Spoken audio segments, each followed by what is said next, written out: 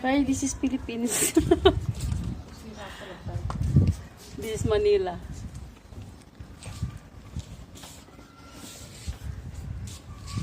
Grabe ang init, guys. Grabe ang init. Nandito kami sa relatives ng asawa ko. Cousin. Grabe ang init ng India ngayon. Oh. Makikita niyo sa likodan ko, puro bahay yan.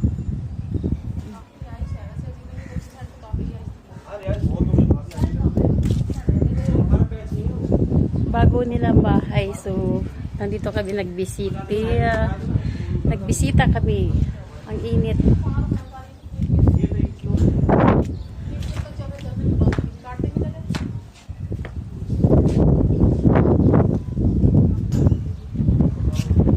Video muna si Inday.